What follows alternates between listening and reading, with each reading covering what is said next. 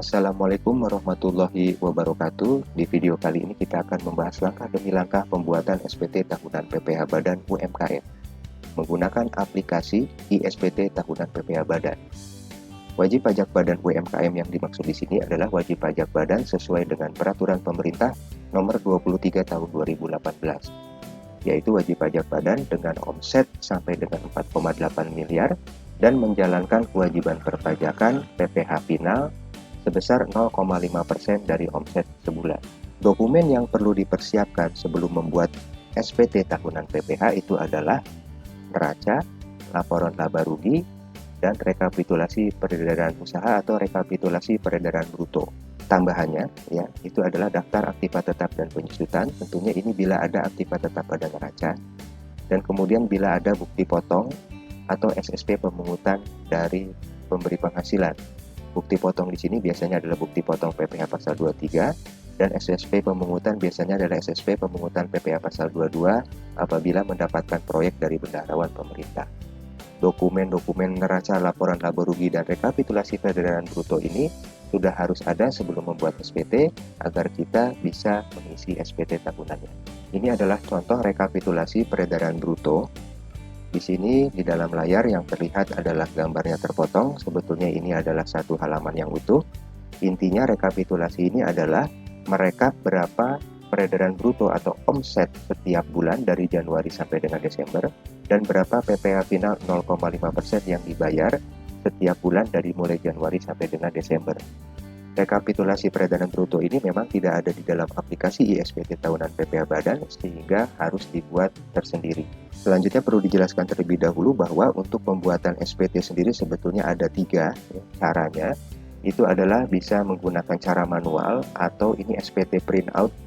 Jadi ini mungkin kalau zaman dulu ya waktu belum ada aplikasi, ini SPT itu dalam bentuk cetak, jadi bisa diisi dengan diketik misalnya atau diisi dengan tulisan tangan, atau misalnya dibuat langsung menggunakan aplikasi seperti Microsoft Excel atau Microsoft Word.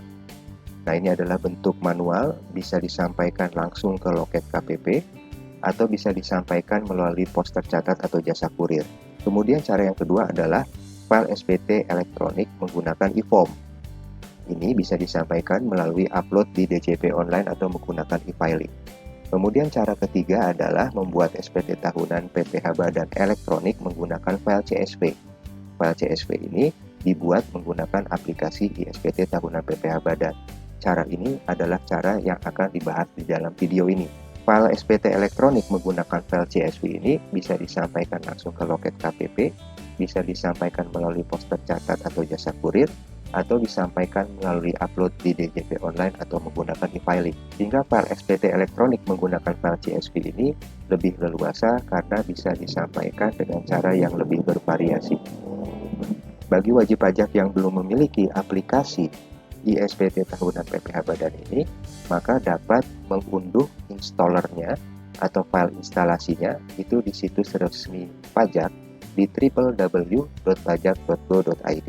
Di sana silahkan dicari menu untuk mengunduh dan kemudian ada pilihan di sana aplikasi perpajakan. Setelah diklik, maka akan tampil berbagai macam aplikasi perpajakan yang bisa diunduh. Nanti silahkan dicari saja, itu adalah tautan untuk iSPT tahunan PPh Badan. Setelah diklik, maka akan ada pilihan untuk menyimpan file instalasi iSPT PPh Badan. Nanti filenya ini akan berbentuk WinRAR. Jadi, pastikan juga wajib pajak sudah memiliki aplikasi WinRAR untuk mengekstraksi file instalasi dari iSPT PPh Badan ini. Nah, ini adalah bentuk aplikasi iSPT PPh Badan yang sudah diunduh. Besar filenya kurang lebih sebesar 60 MB. Selanjutnya, setelah terunduh, maka file yang telah terunduh tadi itu diekstrak menggunakan aplikasi WinRAR. Setelah diekstrak, tampilan filenya akan menjadi seperti di sini, dan di situ bisa dilihat ada cara instalasi. Jadi bisa dibuka dulu cara instalasinya. Nanti di situ akan ada instruksi bagaimana menginstal file installer ini. Yang terlebih dahulu harus dijalankan adalah file 1.exe, kemudian selanjutnya install file 2.msi, dan setelah selesai 2.msi dijalankan, maka langkah yang terakhir adalah instalasi file 3.exe. Jadi ini dijalankan secara berurutan. Nanti setelah terinstall, aplikasinya itu akan tampil seperti di layar. Silahkan diklik pilihan tersebut. Nanti pertama kali wajib pajak akan diminta untuk memilih database yang akan digunakan. Pastikan untuk memilih file database dengan nama db1771_2010. Setelah memilih file database, maka selanjutnya akan diminta untuk mengisi NPWP. NPWP di sini adalah NPWP perusahaan, dan pengisian NPWP ini hanya akan terjadi satu kali saat menggunakan aplikasi ini untuk pertama kali. Pastikan mengisi NPWP dengan NPWP yang valid tanpa ada kesalahan digit, karena apabila terjadi pengisian yang keliru di dalam NPWP, maka tidak akan bisa berlanjut. Selanjutnya, setelah mengisi NPWP, akan diminta untuk mengisi profil. Profil ini juga hanya akan diminta untuk mengisi pertama kali saja. Untuk nama, itu diisi dengan nama perusahaan, kemudian alamat wajib pajak itu adalah alamat perusahaan, kemudian kelurahan, kecamatan, dan kota, serta kode pos. Lalu di situ akan diminta untuk mengisi nomor telepon. Nomor telepon ini bisa menggunakan nomor handphone atau bisa menggunakan nomor PSTN. Pastikan diisi dengan nomor telepon yang valid. Selanjutnya negara domisili, silakan diisi Indonesia. Kemudian merek usaha itu adalah diisi dengan merek dagang atau nama toko dari si perusahaan apabila ada. Untuk merek usaha ini bisa dikosongkan. Lalu nama KPP di situ akan terisi secara otomatis sesuai dengan NPWP yang diisikan. Tetapi KPP ini juga sebetulnya bisa diedit atau diubah, karena bisa saja wajib pajak sudah pernah pindah dari KPP terdaftar sebelumnya ke KPP terdaftar yang baru. Lalu jenis usaha diisi dengan detail, dengan jelas. Jenis usahanya itu adalah apa? Misalnya perdagangan eceran komputer misalnya di dalam contoh ini, atau misalnya perdagangan besar, atau misalnya industri dan lain sebagainya, dan sebutkan komoditinya apa. Lalu yang selanjutnya adalah KLU atau klasifikasi lapangan usaha. Apabila sudah lupa dengan klasifikasi lapangan usahanya apa, maka ini harus menanyakannya ke KPP terdaftar. Lalu jenis WP silakan diisi aja dengan non-BUT. Kemudian tahun buku itu adalah tahun buku kita akan melaporkan SPT tahunan yang tahun berapa. Di dalam contoh ini adalah Januari 2019, tapi karena kita akan membuat SPT tahunan tahun 2020, maka tahun buku bisa diisi dengan Januari 2020 sampai dengan Desember 2020. Lalu selanjutnya jenis laporan keuangan adalah diisi dengan atau dipilih jenis laporan keuangan yang sesuai dengan perusahaan. Apabila perusahaan dagang, maka silakan klik perusahaan dagang, atau misalnya perusahaan industri manufaktur, silakan klik perusahaan industri manufaktur. Tetapi apabila ragu-ragu dengan jenis laporan keuangannya apa, maka bisa memilih dengan jenis laporan keuangan non-kualifikasi. Profil ini terdiri dari 2 halaman. Seperti bisa terlihat di atas, itu ada halaman 1 dan halaman 2. Maka setelah selesai mengisi halaman 1, silakan klik halaman 2. Dan di halaman 2 itu akan diminta untuk mengisi nama pimpinan perusahaan dan nama pejabat penandatangan SPT. Di dalam contoh ini, misalnya nama pemimpin perusahaan dan nama pejabat penandatangan SPT-nya itu adalah orang yang sama. Dan ada pilihan isian NPWP di sana, maka NPWP yang ada di sini adalah NPWP pribadi dari penandatangan SPT. Selesai mengisi profil ini di 2 halaman, maka kita pilih simpan. Profil hanya diisi saat pertama kali menggunakan aplikasi atau saat ada perubahan data. Jadi profil ini akan bisa dibuka sewaktu-waktu lagi apabila ada perubahan, misalnya contohnya perubahan alamat atau perubahan nomor telepon, atau misalnya perubahan nama direktur, atau misalnya perubahan nama penandatangan SPT, atau saat akan merubah tahun pajak pelaporan. Selesai mengisi profil, kita akan siap menggunakan aplikasi iSPT tahunan PPh Badan. Seperti bisa dilihat ya, di bagian atas itu ada menu-menu, yaitu menu program, menu SPT PPh, menu SPT Tools, menu Utility, dan menu Help. Menu Help bisa digunakan untuk mengetahui lebih jauh tentang aplikasi iSPT tahunan PPh Badan ini. Di menu program itu ada buat SPT baru dan buka SPT yang ada. Buat SPT baru adalah apabila kita belum membuat SPT sama sekali sebelumnya. Sementara buka SPT yang ada itu adalah untuk mengedit atau mengubah SPT yang pernah kita buat sebelumnya, tetapi dalam posisi belum dilaporkan ke KPP. Di dalam contoh video ini, kita belum membuat SPT sama sekali, sehingga yang kita pilih adalah buat SPT baru. Setelah memilih membuat SPT baru, selanjutnya akan diminta untuk mengisi tahun pajak SPT yang akan dilaporkan. Di dalam contoh ini adalah tahun pajak 2019, tetapi kita akan membuat SPT tahun 2020. Oleh karena itu, pilihlah tahun pajaknya adalah tahun pajak 2020. Selanjutnya akan muncul notifikasi kita sedang membuka SPT tahun berapa. Maka segala isian yang akan kita lakukan adalah mengisi tahun pajak sebagaimana yang ada di dalam notifikasi. Selanjutnya, untuk mengisi SPT, kita masuk ke menu SPT PPH. Dan kita akan mengisinya secara kronologis dari yang atas terlebih dahulu. Yang pertama adalah lampiran khusus. Lampiran khusus ini sifatnya insidentil. Artinya, apabila ada transaksi yang ada kaitannya dengan lampiran khusus, maka lampiran khusus ini wajib dibuat. Tetapi, bila tidak ada transaksi yang berkaitan dengan lampiran khusus, maka lampiran khusus ini tidak perlu dibuat. Yang biasanya ada itu adalah daftar penyusutan dan amortisasi fiskal apabila di dalam neraca ada aktiva tetap. Selanjutnya, kita akan masuk ke lampiran. Di dalam lampiran itu ada lampiran 1 sampai dengan 6. Lampiran ini sifatnya adalah wajib. Artinya ada transaksi atau tidak ada transaksi yang berkaitan dengan isian lampiran ini, tapi lampiran ini wajib ada atau wajib kita buat. Pertama, kita akan mengisi secara urut dari mulai lampiran 1 terlebih dahulu. Lampiran 1 adalah penghitungan penghasilan neto fiskal. Lampiran 1 pada prinsipnya adalah memindahkan laporan laba rugi ke dalam SPT. Lampiran 1 terdiri dari 3 halaman.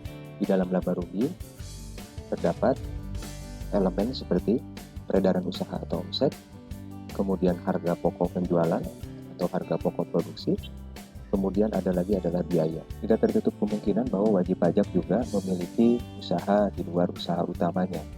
Itulah yang disebut dengan penghasilan dari luar usaha, dan penghasilan dari luar usaha utamanya ini juga bisa saja memiliki biaya dari luar usaha. Di dalam contoh ini, kita asumsikan bahwa tidak ada penghasilan dari luar usaha dan tidak ada biaya dari luar usaha. Yang perlu dilakukan di lampiran 1 halaman 1 ini adalah silahkan pindahkan peredaran usaha atau omset ke angka 1 huruf A, dan kemudian pindahkan harga pokok ke angka 1 huruf B, dan pindahkan biaya-biaya ke angka 1 huruf T. Selebihnya, aplikasi akan menghitungkan secara otomatis. Selanjutnya, setelah mengisi peredaran usaha, harga pokok, dan biaya, kita masuk ke angka 4. Angka 4 ini adalah penghasilan yang dikenakan PPh final dan yang tidak termasuk objek pajak. Karena yang dibicarakan di sini adalah wajib pajak UMKM sesuai dengan Peraturan Pemerintah Nomor 23 Tahun 2018, maka seluruh peredaran usaha atau seluruh omsetnya itu adalah dikenakan PPh final. Maka atas penghasilan tersebut kita akan koreksi. Koreksi di sini adalah maksudnya agar di akhir tahun pajak tidak ada lagi penghasilan yang masih terkena pajak. Karena bagi wajib pajak PP 23 tahun 2018 yang menjalankan kewajiban PPh final, maka seluruh penghasilannya itu sudah langsung selesai di tiap bulan dengan cara membayar 0,5% dari omset sebulan. Maka kita koreksi dengan cara kita memasukkan angka peredaran usaha yang sudah kita masukkan di angka 1 huruf A, kita masukkan kembali di angka 4. Setelah selesai mengisi angka 4, kita bergerak ke lampiran 1 halaman 2. Di lampiran 1 halaman 2, yang perlu dilakukan adalah kita menginput harga pokok dan biaya di angka 5 huruf L. Karena penghasilannya itu dikenai PPh final, maka untuk harga pokok dan biaya yang bersifat mengurangi itu juga harus kita koreksi. Cara mengoreksinya adalah kita memasukkan total seluruh harga pokok dan biaya di angka 5 huruf L. Maka di lampiran 1 halaman 3, angka 8, penghasilan neto fiskalnya akan menjadi 0. Kalau di sini belum 0, berarti ada kekeliruan dalam pengisian, atau memang ada situasi atau keadaan yang memang mengharuskan seperti itu. Tetapi secara umum, apabila wajib pajak itu adalah wajib pajak PP 23 tahun 2018, maka di lampiran 1, halaman 3, angka 8, angka yang akan ada di sana adalah 0. Setelah selesai mengisi lampiran 1, pilih simpan. Selanjutnya, kita bergerak ke lampiran 2. Lampiran 2 adalah perincian harga pokok penjualan, biaya usaha lain, dan biaya dari luar usaha. Lampiran 2 pada intinya adalah memindahkan laporan laba rugi khusus elemen harga pokok, elemen biaya, dan elemen biaya dari luar usaha ke dalam SPT. Seperti bisa dilihat, di lampiran 2 ini, biaya-biaya dan harga pokok ini dirinci atau di breakdown sesuai dengan nama-namanya. Di kolom paling kiri itu adalah jenis biaya. Kemudian di kolom sebelahnya adalah kita memasukkan biaya yang bersumber dari harga pokok. Dan kemudian di kolom keempat kita memasukkan biaya yang bersumber dari biaya usaha lain. Dan di kolom 5 kita memasukkan biaya yang bersumber dari biaya luar usaha. Silakan masukkan biaya-biaya di dalam laba rugi dan harga pokok di dalam laba rugi ke dalam lampiran 2 ini sesuai dengan kolom yang sesuai. Bila itu adalah biaya gaji, masukkan ke dalam biaya gaji, dan seterusnya. Tentunya ini juga perlu dipilah mana komponen biaya yang bersumber dari harga pokok dan mana komponen biaya yang bersumber dari biaya usaha lain. Setelah memasukkan ini semua, maka aplikasi akan menghitungkan secara otomatis. Seperti bisa dilihat, total seluruh harga pokok dan biaya adalah sebesar 2 miliar. Sebagaimana bisa kita lihat di lampiran 1 tadi. Setelah selesai mengisi lampiran 2, pilih simpan. Selanjutnya, kita masuk ke lampiran 3. Lampiran 3 ini adalah kredit pajak dalam negeri. Lampiran 3 ini pada umumnya bagi wajib pajak PP 23 tahun 2018 adalah kosong. Karena dengan asumsi bahwa wajib pajak sudah memiliki surat keterangan. Surat keterangan ini membuat wajib pajak tidak lagi dipotong PPh pasal 23 atau dipungut PPh pasal 22 oleh pemberi penghasilan atau pemilik proyek, sehingga idealnya lampiran 3 ini adalah kosong. Dalam contoh ini kita posisikan sebagai posisi yang ideal, yaitu tidak ada lagi bukti potong PPh pasal 23 ataupun bukti pungut PPh pasal 22 yang telah dipotong atau dipungut dari wajib pajak. Tetapi lampiran 3 ini walaupun tidak ada isinya, tapi tetap dibuka untuk kemudian ditutup kembali. Setelah mengisi lampiran 3, kita mengisi ke lampiran 4. Lampiran 4 adalah penghasilan yang dikenakan PPh final dan yang tidak termasuk objek pajak. Lampiran 4 ini tentunya pasti harus ada isinya bila wajib pajak memiliki peredaran usaha. Karena seluruh peredaran usaha, seperti yang sudah dibahas sebelumnya, saat membahas lampiran 1 adalah seluruhnya dikenai PPh final, yaitu PPh 0,5% dari omset sebulan selama setahun. Untuk mengisinya, kita klik jenis penghasilan lain yang terdapat di angka 14. Setelah diklik, akan tampil tampilan seperti ini. Di sini semuanya masih kosong, silahkan pilih tambah. Dan setelah memilih tambah, akan diminta untuk mengisi jenis penghasilannya apa. Maka jenis penghasilannya kita isi dengan peredaran bruto tertentu PP 23/2018, dan kemudian dasar pengenaan pajak adalah nilai seluruh omset atau seluruh peredaran usaha selama setahun. Bisa diperhatikan bahwa angka dasar pengenaan pajak ini adalah sama dengan apa yang sudah kita input sebelumnya di lampiran 1, yaitu total seluruh omset atau seluruh peredaran usaha atau total seluruh peredaran bruto. Kemudian tarif kita isi dengan 0,5. Dan selanjutnya PPh terutang itu akan terisi secara otomatis. Ini yang perlu diperhatikan adalah nilai PPh terutang yang ada di sini tentunya sudah dalam keadaan disetor ke kas negara. Hanya saja tentu penyetorannya adalah terjadi selama 1 tahun. Dalam arti kata, maka seluruh PPh terutang ini mungkin sudah dibayar di bulan Januari, di bulan Februari, di bulan Maret, dan seterusnya, hingga jumlah total PPh yang sudah disetorkan ke kas negaranya berjumlah sebesar Rp11.250.000, seperti di dalam contoh. Setelah selesai mengisi, maka kita pilih simpan. Setelah kita pilih simpan, maka tampilan di lampiran 4 halaman 1 ini akan nampak seperti di layar. Jumlah PPh final yang terutangnya itu akan muncul di bagian kanan bawah. Selanjutnya, setelah mengisi lampiran 4, kita akan mengisi lampiran 5. Lampiran 5 adalah daftar pemegang saham atau pemilik modal dan jumlah dividen yang dibagikan, serta susunan pengurus dan komisaris. Di dalam lampiran 5 itu terdiri dari dua bagian, yaitu bagian A di bagian atas adalah daftar pemegang saham atau pemilik modal, dan bagian B itu adalah daftar susunan pengurus dan komisaris. Kita isi satu persatu. Terlebih dahulu, kita isi bagian A dulu dengan cara kita klik tombol baru. Di sini akan tampil layar seperti ini. Jumlah modal disetor penuh adalah jumlah modal keseluruhan yang disetorkan ke perusahaan.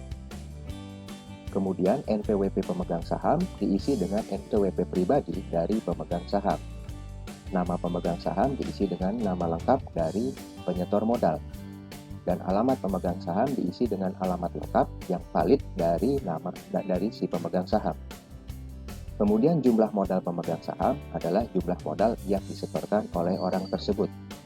Di dalam contoh ini, penyetoran modal dilakukan oleh dua orang, sehingga bisa diperhatikan bahwa jumlah modal disetor penuh di bagian atas itu adalah jumlah total keseluruhan modal yang disetor, sementara jumlah modal pemegang saham itu adalah jumlah yang disetorkan oleh orang yang pertama. Selanjutnya setelah selesai kita pilih simpan. Setelah kita pilih simpan, selanjutnya kita pilih lagi tambah, karena kita akan memasukkan atau menginput nama penyetor modal kedua.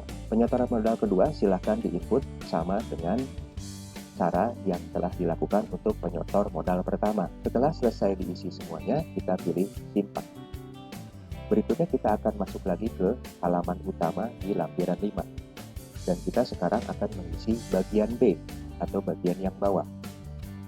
Pilih tambah untuk bagian B, dan kita akan masuk ke pengurus dan komisaris. Di sini, di dalam contoh, pengurus yang ada adalah hanya satu, yaitu direkturnya saja.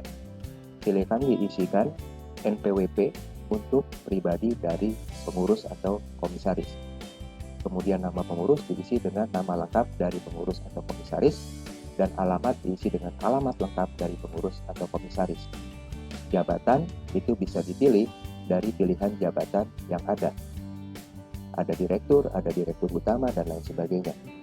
Silakan bisa dipilih sesuai dengan jabatan yang sesuai. Apabila di dalam pilihan ternyata tidak ada nama jabatan sesuai yang diinginkan, maka untuk jabatan juga bisa diisi secara customize, atau kita memasukkan nama jabatan sesuai yang kita inginkan dengan cara memilih titik 3 yang ada di sebelah kanan. Setelah selesai mengisi, maka kemudian kita pilih simpan. Setelah selesai disimpan, maka lampiran 5 akan tampak seperti ini. Yang perlu diperhatikan adalah bahwa NPWP yang diinput itu harus NPWP yang valid. Dan NPWP ini tidak bisa diisi dengan NPWP 0000000000, karena pengisian dengan cara seperti itu akan mengakibatkan SPT tahunan PPh Badan dianggap tidak lengkap atau tidak memenuhi persyaratan formal. Maka SPT akan dimintai kelengkapan. Apabila 30 hari setelah permintaan kelengkapan ternyata belum juga direspon, maka SPT tahunan PPh Badan dianggap tidak disampaikan. Oleh karena itu penting sekali untuk memasukkan NPWP yang valid dan tidak mengisi NPWP dengan isian NPWP 00. Setelah selesai mengisi lampiran 5, kita masuk ke lampiran berikutnya, yaitu lampiran 6. Lampiran 6 adalah daftar penyertaan modal pada perusahaan afiliasi dan pinjaman kepada pemegang saham atau perusahaan afiliasi.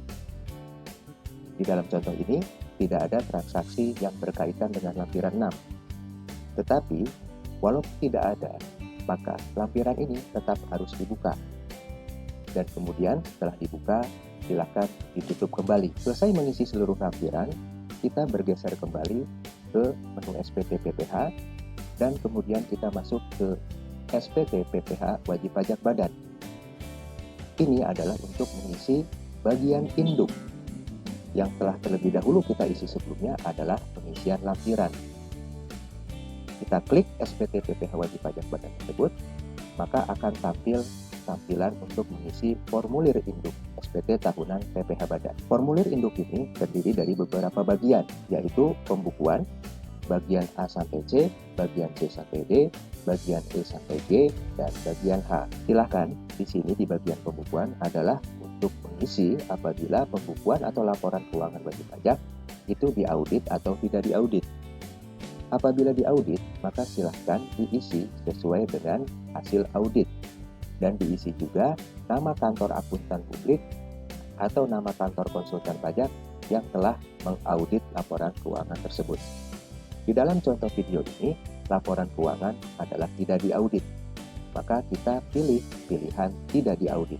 Selesai mengisi bagian halaman pembukuan, kita masuk ke bagian A sampai C. Di bagian A sampai C, akibat pengisian yang sudah kita lakukan sebelumnya di lampiran 1, maka bagian A sampai C ini akan menjadi 000 seperti ini. Dan kemudian kita masuk ke bagian C sampai D. Di bagian C sampai D, tampilannya juga akan kosong seperti ini. Tentunya di bagian A sampai C dan bagian C sampai D ini karena terpengaruh oleh isian kita di lampiran-lampiran yang sudah kita lakukan sebelumnya. Lanjut, kita masuk ke bagian E sampai G. Di sana terlihat di huruf F, yaitu PPh final dan penghasilan yang bukan objek pajak, di angka 15, huruf K PPh final akan ada angkanya. Angka ini otomatis terisi. Ini adalah pengaruh dari isian yang telah kita lakukan di isian lampiran 4, yaitu PPh final. Ini akan secara otomatis ditarik dari lampiran 4 masuk ke dalam induk. Selanjutnya, setelah melihat bagian E sampai G, kita masuk ke bagian H. Di bagian H ini, kita akan mencentang atau memberikan check mark kepada lampiran-lampiran atas SPT tahunan PPh Badan. Yang minimal wajib ada sebagai lampiran adalah seperti yang bisa terlihat di layar, yaitu laporan keuangan, kemudian transkrip kutipan elemen-elemen dari laporan keuangan. Yang perlu diperhatikan lagi adalah transkrip kutipan elemen-elemen dari laporan keuangan sebagaimana disebutkan di dalam huruf C itu memang belum kita bahas sebelumnya. Karena pengisian transkrip ini akan kita lakukan setelah kita selesai melakukan pengisian formulir induk ini. Dan kemudian di huruf L kita isi secara manual daftar rekapitulasi peredaran bruto sesuai dengan PP 23 tahun 2018. 3 lampiran ini merupakan lampiran minimal yang harus ada di dalam SPT tahunan PPh Badan. Apabila ada keadaan-keadaan atau kondisi-kondisi lain, maka tentunya lampiran ini akan bertambah jumlahnya. Setelah selesai mengisi atau mencentang lampiran-lampiran, maka selanjutnya kita akan mengisi tanggal lapor SPT. Silahkan isikan dengan tanggal lapor yang sesuai. Setelah selesai, kita pilih simpan untuk mengakhiri pengisian bagian induk SPT tahunan PPh Badan. Selain ada pilihan simpan, juga di sana bisa terlihat ada pilihan cetak. Pilihan cetak ini adalah apabila wajib pajak akan menyampaikan SPT tahunan melalui pos tercatat atau jasa kurir, atau akan melaporkan SPT tahunan langsung ke loket KPP. Tentunya yang perlu diperhatikan, untuk pelaporan SPT tahunan melalui jasa kurir atau pos tercatat, ataupun pelaporan SPT tahunan langsung ke loket KPP adalah apabila wajib pajak belum diwajibkan untuk melakukan pelaporan melalui upload di DJP online atau melalui filing. Sehingga pilihan dari cetak ini silahkan dipilih apabila akan melaporkan ke loket KPP atau akan melaporkan melalui pos tercatat atau jasa kurir. Atau ini juga dapat dicetak apabila wajib pajak membutuhkan arsip dalam bentuk cetakan atau printout. Apabila kita memilih tombol cetak, yang tampil adalah akan seperti ini. Apabila terus di-scroll ke bawah, ini nanti akan ada bagian untuk melakukan penandatanganan secara basah dan menstempel dengan stempel perusahaan. Setelah selesai mengisi lampiran induk, selanjutnya kita akan mengisi transkrip kutipan elemen laporan keuangan. Kita pilih, maka tampilannya akan ada seperti ini. Pada intinya, pengisian transkrip kutipan elemen dari laporan keuangan ini adalah kita memindahkan seluruh isi dari laporan keuangan, baik neraca maupun laba rugi ke dalam SPT. Hanya saja di sini kita diminta untuk memilah-milah elemen-elemen yang ada di dalam laporan keuangan itu disesuaikan dengan elemen-elemen yang ada di dalam transkrip. Ini tentunya mungkin butuh sedikit penyesuaian karena barangkali bahasa yang digunakan di dalam laporan keuangan komersial wajib pajak itu sedikit berbeda dengan bahasa yang digunakan di dalam transkrip. Tetapi ini bisa dipilih mana yang paling sesuai. Bisa dilihat di situ adalah neraca ya untuk memindahkan aktiva, kemudian neraca untuk memindahkan kewajiban atau pasifa, dan kemudian ada halaman untuk memindahkan laba rugi. Silahkan pindahkan bagian neraca untuk aktiva itu ke halaman yang pertama. Selanjutnya, masukkan seluruh bagian neraca kolom pasifa ke dalam transkrip halaman kedua, yaitu neraca atau kewajiban. Dan selanjutnya, pindahkan seluruh laba rugi ke dalam transkrip halaman 3, yaitu kolom laba rugi. Setelah selesai mengisi, kita bisa memilih simpan atau kita juga bisa memilih cetak untuk menjadi arsip. Setelah selesai mengisi transkrip, berarti selesai pula lah pengisian dari SPT tahunan. Pertama kita mengisi lampiran, kemudian mengisi induk, dan terakhir mengisi transkrip. Seperti yang bisa diperhatikan bahwa kita tidak melakukan pengisian untuk SSP. Padahal di dalam menu SPT PPH bagian bawah itu terdapat menu daftar SSP. Itu adalah karena SSP yang ada adalah SSP PPH final sebesar 0,5% dari omset sebulan yang tidak perlu diinput lagi di dalam aplikasi ISPT tahunan PPH Badan ini. Selanjutnya, setelah mengisi seluruh lampiran, setelah mengisi induk, dan setelah mengisi transkrip, maka selesai pula lah pengisian SPT tahunan PPH Badan. Selanjutnya yang perlu dilakukan adalah kita akan melaporkan SPT tersebut ke KPP. Kita dapat masuk ke menu SPT Tools dan kemudian memilih lapor data SPT ke KPP. Sebetulnya, apabila kita memilih menu ini, kita bukan otomatis melaporkan SPT ini ke KPP. Tetapi dengan memilih menu ini, kita akan mengenerate atau membuat file atau soft copy dari SPT yang berbentuk file CSV. Jadi sekali lagi, bukan lantas kalau kita memilih lapor data SPT ke KPP ini, otomatis SPT kita terlapor ke KPP. Tetapi menu ini digunakan untuk membuat atau mengenerate file SPT yang berbentuk elektronik, yaitu sebuah file dengan extension CSV atau comma separated value. Nanti file elektronik ini atau file CSV inilah yang kemudian bisa dilaporkan ke KPP melalui 3 cara. Cara pertama adalah langsung dilaporkan ke loket KPP. Cara kedua adalah dikirimkan melalui pos tercatat atau jasa kurir. Dan yang cara ketiga adalah melaporkannya dengan menguploadnya di DJP online atau menggunakan e-filing. Tentunya perlu diperhatikan bahwa ada wajib pajak yang memang sudah harus atau sudah wajib melaporkan SPT-nya itu melalui e-filing. Setelah kita klik lapor data SPT ke KPP, akan muncul tampilan layar seperti ini. Langkah pertama adalah kita pilih tahun pajak SPT yang akan dibuat CSV-nya. Kita pilih, di dalam contoh ini adalah 2019, tapi karena akan yang dibuat adalah tahun 2020, silahkan pilih tahun pajaknya 2020. Setelah memilih tahun, klik tampilkan data, maka di sebelah kiri nanti akan muncul SPT yang sudah kita selesai isi. Setelah tampil, kita pilih centang atau kita berikan tanda centang di sebelah kiri. Selesai itu, kita masuk ke lokasi file. Lokasi file ini adalah kita memilih file SPT-nya atau file CSV-nya nanti itu akan disimpan di drive mana dan di folder mana. Ini tentunya bebas, tergantung wajib pajak akan menyimpannya di folder mana. Setelah memilih lokasi file, selanjutnya kita pilih create file. Apabila create file telah diklik, maka file CSV pun atau file elektronik SPT berbentuk CSV akan terbentuk. dan akan ada notifikasi bahwa data telah disimpan dalam bentuk CSV format. Sampai di sini, maka pembuatan file SPT tahunan PPh Badan dari awal sampai akhir telah selesai. Tinggal sekarang wajib pajak melaporkannya ke KPP dengan beberapa cara.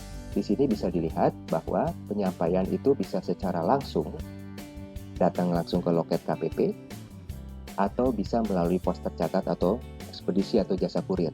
Bisa dilihat di dalam layar, itu adalah untuk kelengkapan-kelengkapannya harus diperhatikan karena nanti akan berakibat SPT dianggap tidak lengkap apabila kelengkapan-kelengkapan yang ada di sini tidak ikut dilampirkan. Demikian video langkah-langkah pembuatan SPT tahunan PPh Badan menggunakan aplikasi iSPT tahunan PPh Badan ini sudah selesai. Dan perlu diingat adalah bahwa kewajiban menyampaikan SPT tahunan ini juga ada ancaman sanksi administrasinya. Tentunya ini adalah untuk memastikan bahwa wajib pajak melaporkan SPT-nya. Silahkan laporkan SPT ini sebelum batas waktu agar kita dapat terhindar dari sanksi administrasi denda pasal 7 Undang-Undang KUP sebesar Rp1 juta. Apabila ada pertanyaan ataupun komentar, silakan ditanyakan melalui kolom komentar. Demikian, semoga video ini bisa bermanfaat. Terima kasih atas perhatiannya. Wassalamualaikum warahmatullahi wabarakatuh.